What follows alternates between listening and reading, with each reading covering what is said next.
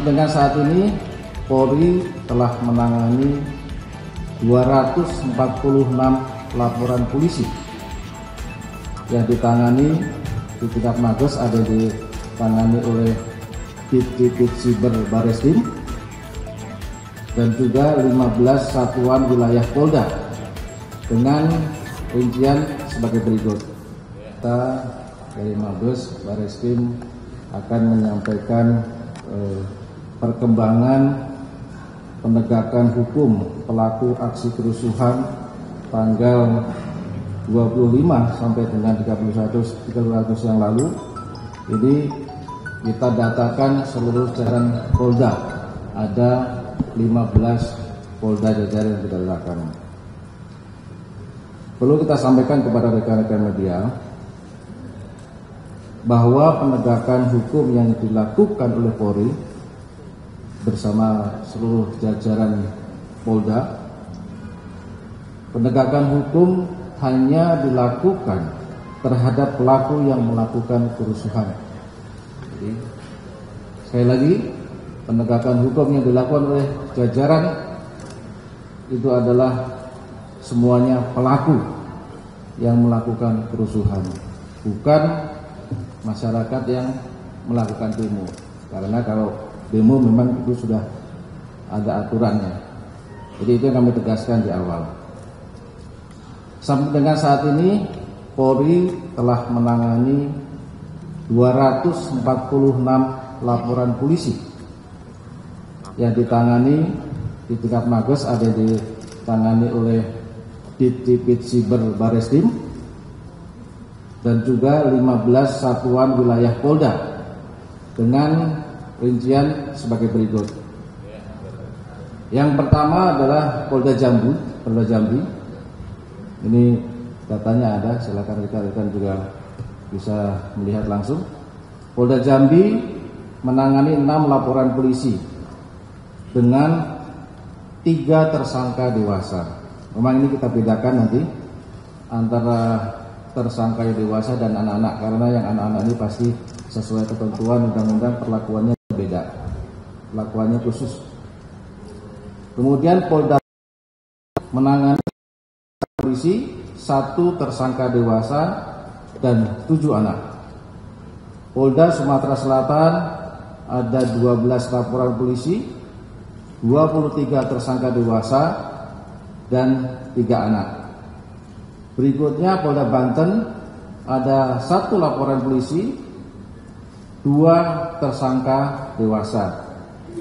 Polda Metro Jaya 36 laporan polisi dengan 200 tersangka dewasa dan 32 anak.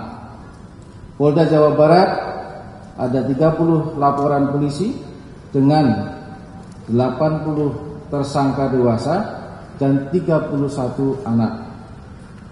Berikutnya Polda Jawa Tengah ada 40 laporan polisi dengan 80 tersangka dewasa dan 56 anak. Polda Jawa Timur ada 85 laporan polisi dengan 185 tersangka dewasa dan 140 anak. Berikutnya Polda DIY 9 laporan polisi dengan 4 tersangka dewasa dan 1 anak. Polda Bali 4 laporan polisi, 10 tersangka dewasa dan 4 anak. Polda NTB 2 laporan polisi, 15 tersangka dewasa dan 6 anak. Polda Kalimantan Barat 3 laporan polisi, 1 tersangka dewasa dan 3 anak. Polda Kalimantan Timur 1 laporan polisi dan 7 tersangka dewasa. Polda Sulawesi Barat 2 laporan polisi, 2 tersangka dewasa. Polda Sulawesi Selatan 10 laporan polisi, 46 tersangka dewasa dan 12 anak. Berikutnya yang sampaikan tadi di tingkat Mabes Bareskrim, Direktorat Tindak Pidana Siber Bareskrim ada menangani 4 laporan polisi dengan 5 tersangka dewasa. Ini kalau tidak salah beberapa waktu yang lalu sudah dirilis oleh Pak Dirtipid Siber. Jadi rekan-rekan sudah mengikuti juga. Dari seluruh tersebut, Polri telah total 959 orang tersangka dengan rincian 664 tersangka dewasa dan 295 anak.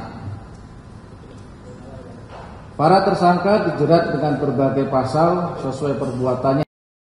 Pasal-pasal kepada para tersangka ada pasal 160, 161 KUHP penghasutan, pasal 170 ini pengrusakan secara bersama-sama, pasal 187 KUH pidana pembakaran, pasal 212, 213, 214 melawan petugas yang berwenang dengan kekerasan, pasal 351 penganiayaan, 362, 363, 365 pencurian dan pencurian dengan kekerasan, pasal 406 pengrusakan barang, kemudian juga Undang-Undang Darurat nomor 12 tentang kepemilikan senjata tajam, ada bom molotov dan petasan yang digunakan untuk perbuatan-perbuatan yang anarkis. Pasal 29 ayat 2 Undang-Undang ITE ujaran kebencian berdasarkan syarat, pasal 32 ayat 1 ITE tentang manipulasi data elektronik. Perlu saya sampaikan kepada rekan-rekan, sebagai bentuk komitmen Polri dalam penegakan hukum yang mengutamakan kepentingan terbaik bagi anak, seluruh jajaran kewilayahan Polda dalam menangani anak terlibat dalam aksi kerusuhan telah memperdomani ketentuan sesuai Undang-Undang Nomor 11 Tahun 2012 tentang Sistem Peradilan Pidana Anak. Ini yang saya sampaikan tadi. Ini ada Ibu dari KPAI dan Kompolnas tentunya akan menyampaikan. Berikutnya berdasarkan rekapitulasi data anak yang terlibat aksi kerusuhan, maka dapat disampaikan sebagai berikut. Jumlah total 295 anak dengan rincian yang setelah diproses, 68 anak telah diproses melalui mekanisme diversi, artinya ini tidak melalui jalur hukum. Berikutnya 56 anak telah tahap 2. Tahap 2 berarti sudah selesai, sudah diserahkan kepada Kejaksa Penuntut Umum. Kemudian 6 anak telah berkasnya P21 dinyatakan lengkap, dan 160 anak ini masih berkasnya masih dalam tahap 1 pemberkasan proses. Disampaikan juga rekan-rekan terkait dengan modus operandi dari beberapa perkara. Ini bisa kita ambil modus operandinya. Modus operandi menghasut dan mengajak orang lain melakukan aksi kerusuhan melalui poster, siaran langsung di media sosial, dan grup WhatsApp. Kemudian juga ada modus menyebarkan dokumentasi kerusuhan. Ini ada video pembakaran dan yang lain-lain lewat media sosial dengan tujuan, ada narasinya, untuk memprovokasi, mengajak untuk melakukan perbuatan seperti yang ada di video itu. Kemudian modus menghasut untuk melakukan pembakaran dengan kekerasan terhadap barang atau orang, dan juga pencurian atau penjarahan. Ini fakta yang ada, pencurian, penjarahan, pembakaran kantor DPRD, ada kantor kejaksaan, kantor gubernur, kantor polisi juga ada beberapa, dan Mako Polres maupun Mako Pospol. Kemudian modus membawa, menyimpan, menggunakan bom molotov dan benda-benda berbahaya lainnya yang tentunya ini digunakan untuk melakukan perbuatan-perbuatan yang anarkis tadi. Kemudian modus melakukan penganiayaan terhadap petugas dan masyarakat. Kemudian ini beberapa barang bukti, ini hanya sampel beberapa contoh barang bukti yang ada ditangani oleh jajaran wilayah. Ini hanya sebagian saja yang bisa kita tampilkan foto-fotonya. Ada bom molotov, ada senjata tajam, ada poster ujaran kebencian, kendaraan-kendaraan yang dipakai, ada korek api, batu yang dipakai untuk melempar dan membakar, ada rekaman CCTV, handphone, dan tentunya ada akun-akun media sosial yang kita lakukan penyitaan untuk kita analisa. Berikutnya kami akan menampilkan beberapa penanganan kasus menonjol di beberapa wilayah. Yang pertama saya sampaikan tadi yang ditangani oleh Direktorat Pidana Siber di Barreskrim. Ini ada 5 orang tersangka. Satu tersangka ini mengajak pembakaran Mabes Polri melalui Instagram. Kemudian 3 tersangka ini ada ajakan untuk melakukan penjarahan ke rumah pejabat, ini melalui TikTok dan Facebook yang ditangani oleh Divisi Siber. 1 orang ajakan demo di bandara melalui TikTok, ini sudah diproses dan sudah pernah dirilis. Kemudian kasus menonjol lagi yang bisa kita ini di Polda Metro Jaya. Polda Metro Jaya ini telah menetapkan 59 orang tersangka yang menonjol. 2 orang tersangka, ini kami tampilkan juga ini ya, tersangkanya.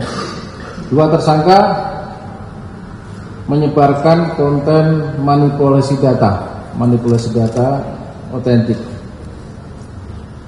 Berikutnya 5 tersangka perusakan halte Transjakarta di depan Kemendikbud. Ini adalah yang sudah kita lakukan penegakan hukum. Kemudian 12 tersangka penjarahan dari Bapak Ahmad Saroni. Alhamdulillah sudah tertangkap 12 orang pelakunya. Kemudian penjarahan di rumah Bapak Eko Patrio, ini juga sudah berhasil dilakukan penangkapan, ada 7 tersangka sedang proses. Kemudian yang melakukan penjarahan di rumah Bapak Kuya, ini juga sudah bisa dilakukan penegakan hukum, ada 11 tersangka ditangkap. Kemudian penjarahan di rumah Ibu Sri Mulyani, ini juga sudah dapat dilakukan penegakan hukum, pelakunya ada 14 orang. Kemudian yang berikut penjarahan di rumah Ibu Nafa Ulbah, sudah juga bisa dilakukan penangkapan tersangka, ada 8 tersangka. Kemudian yang menonjol di Polda Jawa Barat, ini ada 10 orang tersangka. 6 orang tersangka ini perusakan dan pembakaran kantor DPRD Jawa Barat. Kemudian 4 tersangka perusakan dan pembakaran posko Lantas Polres Tasikmalaya. Berikutnya yang menonjol di Polda Jawa Tengah. Ini ada 2 orang tersangka pelemparan bom molotov dan batu terhadap petugas di depan Mapolda Jawa Tengah. Ini ada dokumentasinya yang melempar bom molotov. Kemudian berikutnya Polda Jawa Timur menetapkan 135 orang tersangka yang menonjol, ini disampaikan 14 tersangka perusakan Mako Polresta Malang Kota dan 14 tersangka. Kemudian 11 tersangka penyerangan terhadap anggota dan pembakaran pos Lantas Waru Sidoarjo. Berikutnya 49 tersangka pembakaran Gedung Negara Gerahadi dan Polsek Tegalsari Surabaya. Ini ada 49 tersangka yang sudah diamankan. Berikutnya 27 tersangka perusakan dan pembakaran kantor DPRD Kabupaten Blitar. Berikutnya 33 tersangka atas perusakan Mapores Blitar Kota. Dan 1 tersangka pelemparan bom molotov di Posko Lantas Pandaan Kabupaten Pasuruan. Berikutnya di Polda DIY ada 1 yang menonjol, yaitu pembakaran perusakan Pos Lantas Polresta Sleman, itu ada 1 tersangka. Berikutnya di Polda Sulawesi Selatan ada total 57 tersangka dengan rincian 28 tersangka pembakaran, perusakan dan penjarahan di kantor DPRD Kota Makassar. Berikutnya 14 orang tersangka pembakaran, perusakan dan penjarahan di kantor DPRD Provinsi Sulawesi Selatan. Ini dokumentasinya. Kemudian 8 orang tersangka perusakan, pembakaran dan penjarahan di Pos Lantas Makassar. Berikutnya 3 orang tersangka atas penganiayaan pengemudi ojol.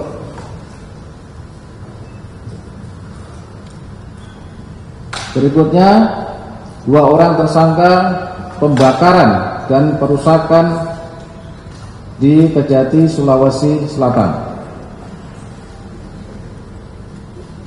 Kemudian 2 orang tersangka perusakan kantor DPRD Kota Paluku. Itu beberapa kasus menonjol yang bisa disampaikan, beberapa kasus menonjol di beberapa wilayah Polda. Kami sampaikan kepada rekan-rekan media bahwa terkait penegakan hukum ini, Polri akan terus berkomitmen dalam melaksanakan penegakan hukum, dan tentunya proses penyidikan ini terus berlanjut. Ada pengembangan-pengembangan dan kita berkomitmen mengembangkan kasus itu untuk mengungkap siapapun yang terlibat, cukup bukti akan ditindak tegas sesuai dengan hukum yang berlaku. Tentunya ini juga merupakan langkah juga dalam menciptakan situasi Kamtibmas yang aman, terkendali dan kondusif. Saya kira itu yang bisa kami sampaikan. Ini adalah perkembangan proses penegakan hukum di 15 Polda dan Barreskrim.